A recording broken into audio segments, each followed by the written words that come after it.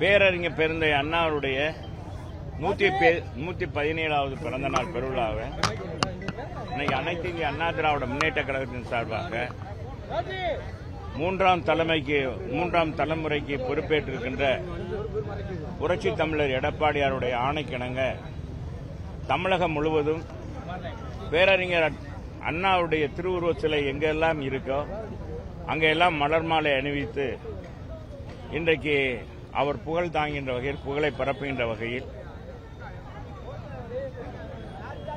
பொதுக்கூட்டங்கள் மூலமாக மக்களை சந்திக்கின்ற பணியையும் புரட்சி தமிழர் எடப்பாடியார் அவர்கள், புரட்சி கழக நிறுவன தலைவர் புரட்சி தலைவி அம்மா அவர்கள் என்ன மாதிரி பேரறிஞர் பெருந்தை அண்ணாவுடைய பிறந்த நாளை கொண்டாடுவார்களோ அதே வழியில் புரட்சி தமிழர் எடப்பாடியார் அவர்கள் வருங்கால தமிழகத்துடைய முதலமைச்சர் அண்ணன் அவர்கள் இன்றைக்கு எடுத்துக்க சொல்லி ஆணையிட்டு அதன் அடிப்படையிலே மதுரை மாநகர் மாவட்ட கழகத்தின் சார்பாக மாநகர் மாவட்ட கழக நிர்வாகிகள் அனைவரும் வந்து இன்னைக்கு மாலை அணிவித்து மரியாதை செலுத்துகிறோம்.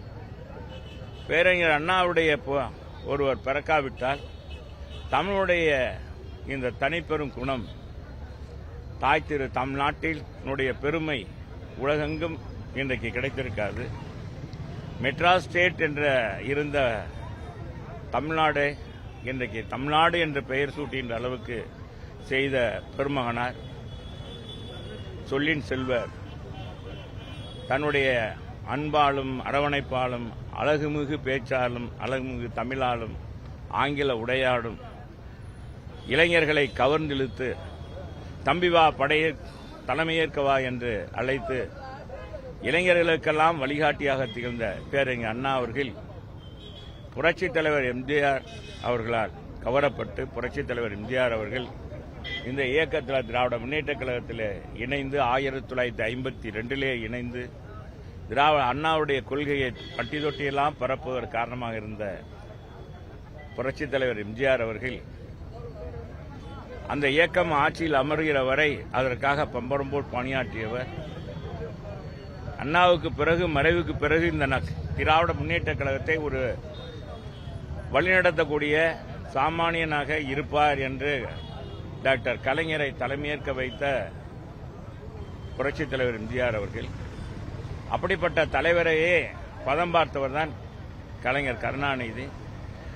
அவர் கலைஞர் கருணாநிதியால் புரட்சித் தலைவர் பழிவாங்கப்பட்டாலும் புரட்சித் தலைவர் அந்த கட்சியில் எந்தவந்த பங்கும் போடாமல் திமுகவுக்கு எனக்குத்தான் உரிமை உண்டு, நான் இந்த கட்சியினுடைய பொருளாளர், எனவே எனக்கு சின்னம் உரிமை உண்டு என்றெல்லாம் உரிமை கொண்டாடாமல் அண்ணாவுடைய பேர் இயக்கத்துக்கு பாதகம், அவர் உருவாக்கிய இயக்கத்துக்கு பாதகம் ஏற்படக்கூடாது, கிஞ்சித்தும் தன்னால் அண்ணாவுடைய கொள்கை மாறக்கூடாது, அதே கொள்கையை தவறிவிட்ட கருணாநிதிக்கு பாடம் புகட்டுகின்ற வகையில் தாய் திரு தமிழ்நாட்டு மக்களுக்காக அண்ணாவுடைய பெயரால் இயக்கத்தை கண்டு, அண்ணாவுடைய பெயராலே அண்ணாவுடைய திருவுருவத்தாலே கொடியும் கண்டு, அண்ணாவுடைய கொள்கைதான் அண்ணா திராவிட முன்னேற்ற கழகம் என்று தன்னுடைய இயக்கத்துக்கு கொள்கையும் உருவாக்கி இந்த நாட்டிலே சாதாரண சாமானிய ஏழை எளிய மக்கள், நடுத்தர மக்கள்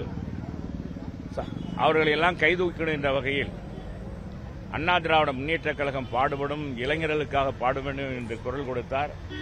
எனவே அந்த வகையில் அசைக்க முடியாத தலைவராக, தமிழ்நாட்டுடைய தலைவராக புரட்சித் தலைவர் எம்ஜிஆர் அவர்கள் திகழ்ந்தார்கள். அதிகாரம் பூசியவன் அரசியல் பண்ண முடியுமா என்று எம்ஜிஆரை கேலி பேசியவர் மத்தியில் பேரறிஞர் பெருந்தை அண்ணாவுடைய உருவத்தை தன் கொடியிலே பதித்து தன்னுடைய இயக்கத்துக்கு பெயரை வைத்து அத்தனை பேருடைய வாயையும் மூட வைத்தவர் புரட்சித் தலைவர் எம்ஜிஆர்.